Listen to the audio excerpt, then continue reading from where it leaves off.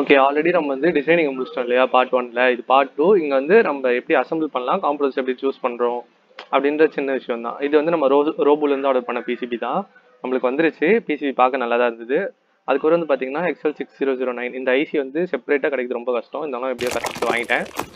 அந்த கேவலமான சவுண்ட் வேறு எதுவும் இல்லை, என்னோட எடிட்டிங் தான். அதை வந்து அட்ஜஸ்ட் பண்ணிக்கங்க. நான் நல்லா இருக்கும்னு நினச்சி போட்டேன். அதுக்கப்புறம் வந்து பார்த்தீங்கன்னா நம்ம தெர்மல் பேஸ்ட்டை கொஞ்சம் போட்டுட்டு அதுக்கப்புறம் வந்து பார்த்தீங்கன்னா ஃப்ளெக்ஸை வந்து பேஸ்ட் பண்ணி தடவிக்கிறோம். ஃப்ளெக்ஸ் தடவுற சவுண்டு தான் அது எதுவும் கண்டுக்காதீங்க.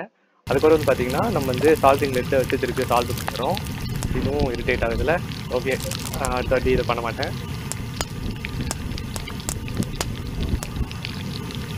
சரி, லெட்டு போட்டாச்சு இல்லையா? லெட்டு போட்ட பேர் பார்த்தீங்கன்னா நெக்ஸ்ட் TP4056 அந்த ஐசி. ஏன் ஃபர்ஸ்ட் இது ரெண்டும் பண்ணிடுறேன்னா, இது ரெண்டு தான் மேஜர் காம்பவுண்ட். இது நம்ம சூடு பண்ணாமல் முடிஞ்ச அளவுக்கு பண்ணிட்டோம்னு வச்சுங்களேன், அதுக்கப்புறம் மிச்சதெல்லாம் ஈஸியாக இருக்கும். ஒருவேளை லாஸ்ட்டாக இது பண்ணுற பேரில் எதுனா ரொம்ப சால்ட் அடிச்சு அதாவது ரெண்டு பின்னு ஒட்டிக்கிச்சுன்னு வச்சுங்களேன், மொத்த காம்பவுண்ட்ஸ் இருக்கும் போது எடுக்கிறது ரொம்ப கஷ்டம்.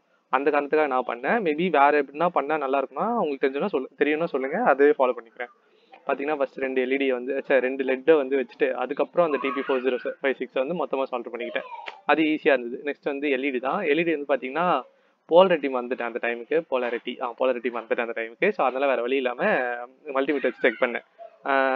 இப்போ ஓகே, அந்த போலரிட்டிலாம் செக் பண்ணிட்ட பேர் நெக்ஸ்ட் எனக்கு ஒரு டவுட் வந்தது. என்னன்னு பார்த்தீங்கன்னா கனெக்ஷன்ஸ்லாம் கரெக்டாக இருக்கா அப்படின்ட்டு. ஏன்னா மேலே வந்து சிம்பிள் பார்த்தீங்கன்னா மாற்றிருந்த மாதிரி ஒரு டவுட்டு.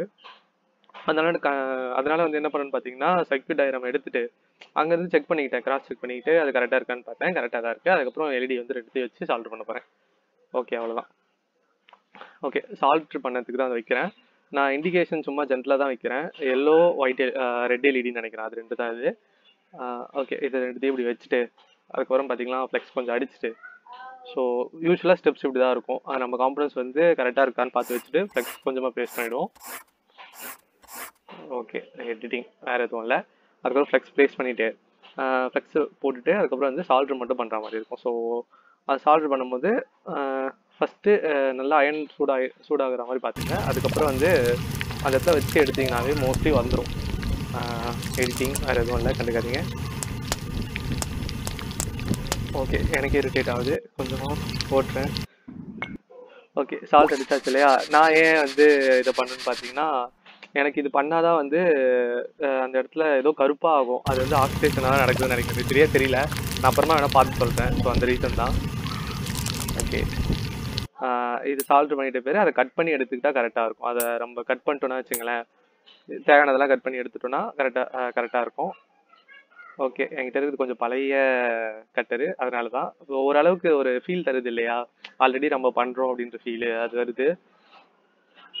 ஸோ நெக்ஸ்ட் வந்து என்ன முடிச்ச அளவுக்கு ரொம்ப ஹீட் பண்ணுறாதீங்க. டேரெக்டாக அந்த ஐசி மேலே எதுவும் வைக்கிற மாதிரி பார்த்துக்காதீங்க. நெக்ஸ்ட் வந்து ரெசிஸ்டர்ஸ் தான். ரெசிஸ்டர்ஸ் வந்து கரெக்டாக ப்ளேஸ் பண்ணோம் இல்லையா? நான் ஜென்ரலாக தான் ரெசிஸ்டர் வாங்கினேன். அங்கே நான் ஒன்று போட்டிருப்பேன், ஆனால் கிடைக்கும் போது எக்ஸாக்டாக அதே ரெசிஸ்டர் கிடைக்கல. நம்ம வேற நிறைய குவான்டிட்டியில் வாங்கல இல்லையா? ஸோ அதனால் வந்து என்ன பண்ணியிருக்கோன்னு பார்த்தீங்கன்னா ரெசிஸ்டர் வச்சு கால்குலேட் பண்ணுறதுக்காக இங்கே வந்து பார்த்தீங்கன்னா எக்ஸல் 60 நான் அந்த எக்ஸல் ஷீட் சொன்னேன் இல்லையா? அந்த எக்ஸல் ஷீட்டில் வந்து பார்த்தீங்கன்னா ஆல்ரெடி நான் என்கிட்ட இருக்கிற ரெசிஸ்டர் வச்சு இங்கே கால்குலேஷன்ஸ் வந்து பார்த்துக்கிட்டேன். எனக்கு எப்படி தேவைப்படுதோ அதுக்கேற்ற மாதிரி.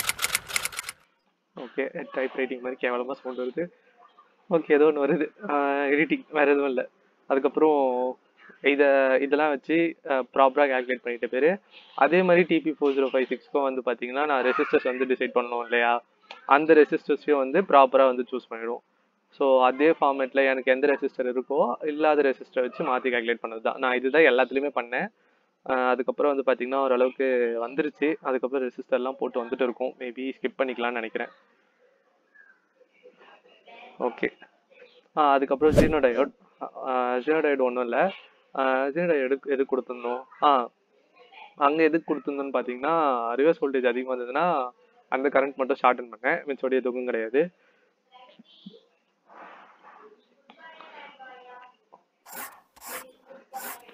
ஓகே, எடிட்டிங் இதை விட்டுடலாம், எனக்கு கடுப்பாகுது.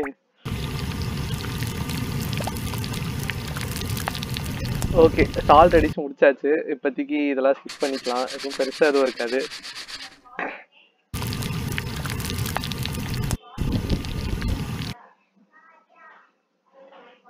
ஓகே, இப்போ எல்லாமே முடிச்சாச்சு. ஓரளவுக்கு ஃபீல் தரும்னு நினைக்கிறேன். எங்கடா கட் பண்ணுறேன் நகை வெட்டுற சத்தம் மாதிரி வருதுல்ல. ஓகே, அதை விட்டுருங்க. அதுக்கப்புறம் இதெல்லாம் கட் பண்ணி முடிச்சிட்டு பேர் பார்த்தீங்கன்னா வச்சுங்களேன், வாடா. ஓகே, ஃபைனலாக ஒரு லுக் கிடச்சிச்சு இல்லையா. ஆல்ரெடி நம்ம ரெசிஸ்டர்லாம் வச்ச உடனே ஒரு மாதிரி ஃபீல் குட் அது கிடச்சிது. இதுக்கப்புறம் வந்து பார்த்தீங்கன்னா கெப்பாசிட்டர் தான் ப்ளேஸ் பண்ணோம். கெப்பாசிட்டர் பெருசாக இல்லை, எல்லாமே ஏற்கனவே ரொம்ப காமனாக ஆன்லைனில் கிடைக்கிற கெப்பாசிட்டர்ஸ் தான் சூஸ் பண்ணியிருந்தோம் இல்லையா. அதனால வந்து அந்த காம்பனன்ட்ஸ் மட்டும் எடுத்துக்கிற மாதிரி பிளான் பண்ணியிருந்தோம். இது பிளேஸ் பண்ணி சால்வ் பண்ணதும் பெரிய விஷயம் இல்லை. இதில் போலாரிட்டி இருக்குது. நம்ம ஏன்னா எலக்ட்ரோலைட் கெப்பாசிட்டர் தான். ஐயோ கரெக்ட், எலக்ட்ரோலைட் தான் வாங்கிட்டு எலக்ட்ரோலைட் தானே, ஆமாம். ஸோ அந்த கெப்பாசிட்டர் தான் வச்சுருக்கோம். ஸோ அதில் வந்து போலாரிட்டி இருக்குது. ஸோ இப்போ இதுக்கு ஏற்ற மாதிரி நம்ம வந்து சால்வ் பண்ணால் போதும். ஓகே, ஃபைனலாக வந்து அதே மாதிரி ஃப்ளெக்ஸ் அடிச்சு சால்ட் அடிச்சுன்னு வச்சுங்களேன், பக்காவாக முடிச்சிடும். ஐயோ கருமோ.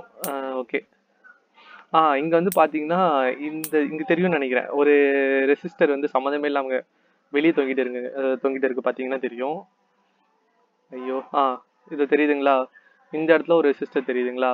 இந்த ரெசிஸ்டர் வேறு எதுவும் இல்லை. இந்த ரெசிஸ்டர் வந்து நம்ம டேட்டா ஷீட்லேயே வந்து ரெக்கமெண்ட் பண்ணியிருந்தாங்க. 0.04 ஓம்ஸ் அளவுக்கு ரெசிஸ்டன்ஸ் வந்து பவர் சப்ளைலேருந்து, அதாவது விசிசி கூட கனெக்ட் பண்ண சொன்னாங்க, இதோட விசிசி பவர் பின்லேருந்து.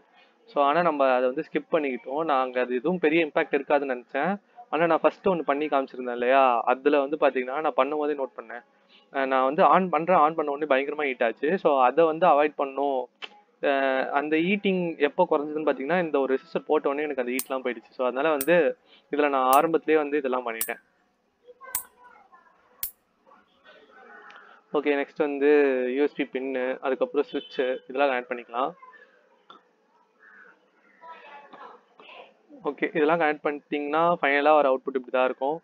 இந்த போர்ட் அதான் அந்த ரெசிஸ்டர் மட்டும் பார்த்துங்க. நான் சொன்னேன் இல்லையா ஒரு ரெசிஸ்டர் வெளியே வந்திருக்குன்ட்டு, அது அந்த பவர் சப்ளைக்காக கொடுக்குற பின் தான். இப்போ வந்து பார்த்தீங்கன்னா நான் சப்ளை வந்து சார்ஜ் பண்ணுறதுக்கு யூஎஸ்பி கேபிள் ஒன்று எடுத்துக்கிறேன். ஸோ அதை வந்து எப்படி சால்வ் பண்ணியிருக்கேன்னு பார்த்தாலே தெரியும். ஸோ அதுக்கப்புறம் வந்து பார்த்தீங்கன்னா பேட்டரி ஒன்று கனெக்ட் பண்ணியிருக்கேன். ஒரு பேட்டரி தான் கனெக்ட் பண்ணேன். 2 பேட்டரி. எனக்கு என்ன டவுட் வந்ததுன்னா ஒருவேளை 2 பேட்டரினால ஹீட் ஆச்சான்னு நினச்சேன். ஆனால் பேட்டரி பிரச்சனை இல்லை, இதுவும் தான் பிரச்சனையாக இருந்தது. பார்த்தீங்கன்னா தெரியும். இப்போ ஆக்சுவலாக சார்ஜ் ஆகுதோ அப்படிதான் நினைக்கிறேன். சார்ஜ் ஆகுது. நான் பவர் பண்ணிட்டேன், சார்ஜ் ஆகுது. ஐசி இந்த டைம் ஹீட் ஆகலை, ஏன்னா அந்த ரெசிஸ்டர் கனெக்ட் பண்ணதுனால. அந்த சார்ஜ் ஆகுது அதோட இண்டிகேஷன் வந்து உங்களுக்கு தெரிஞ்சிருக்கும். இப்போ நெக்ஸ்ட் வந்து என்ன பண்ண போகிறோம்னு பார்த்தீங்கன்னா இங்கிருந்து பவர் வந்து எடுக்க போகிறோம். இதுக்கு எப்படின்னு பார்த்தீங்கன்னா ஃபர்ஸ்ட் நான் மல்டிமீட்டர் வச்சு காமிக்கிறேன். அதுக்கப்புறம் என்னன்னு பார்த்தீங்கன்னா ஒரு 2 காம்பனன்ட்ஸ், அதாவது ஆர்டினோ வச்சும் MSP 430 வச்சும் இது பவர் பண்ண முடியுதா அப்படின்றத பார்க்கலாம். பார்த்தீங்கன்னா தெரியும் 4.59 ஆல்மோஸ்ட் அப்படி வருது. நீங்கள் வேணால் கரெக்டாக ரெசிஸ்டர் இன்னும் கொஞ்சம் ப்ராப்பராக சூஸ் பண்ணிங்கன்னா வந்துடும். ஸோ மறக்காமல் சேனலை சப்ஸ்கிரைப் பண்ணிவிடுங்க. அதுக்கப்புறம் வந்து பார்த்தீங்கன்னா MSP 430 நான் டேரெக்டாக பவர் பண்ணி பார்த்தேன், சூப்பராக ஒர்க் ஆச்சு, எந்த ஒரு பிரச்சனையும் வரல. அதுக்கப்புறம் வந்து பார்த்தீங்கன்னா அதுக்கப்புறம் ஆர்டினோவும் என்கிட்ட இருக்குது. ஸோ அதையும் பவர் பண்ணி காமிச்சிடலாம் அப்படின்னு தோணுச்சு. ஸோ அதுக்கப்புறம் ஆர்டினோ பவர் பண்ணேன், அதுவும் வந்து சூப்பராக ஒர்க் ஆகும் பாருங்களேன். ஸோ மறக்காமல் நம்ம சேனலை சப்ஸ்கிரைப் பண்ணிவிடுங்க.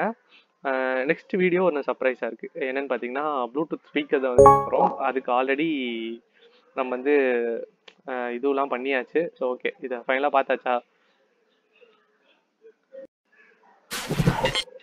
ஓகே, இது பார்த்தாச்சு. நெக்ஸ்ட் வந்து பார்த்தீங்கன்னா அடுத்த வீடியோ இதை பற்றி தான்.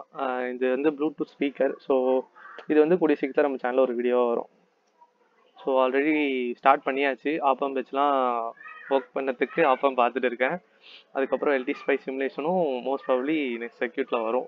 இது சும்மா ஒரு அண்டர்ஸ்டாண்டிங்காக போட்ட சர்க்யூட், மிச்சோடி இது ஆக்சுவல் சர்க்யூட் இதுவாக இருக்காது. ஸோ அதனால் மறக்காம நம்ம சேனல் சப்ஸ்கிரைப் பண்ணிக்கங்க, கூட வந்து அந்த பெல் ஐக்கானை கிளிக் பண்ணிக்கங்க. ஸோ நெக்ஸ்ட் வீடியோ உங்களுக்கு வந்து ஒரு நோட்டிஃபிகேஷனாக வந்துடும். So by.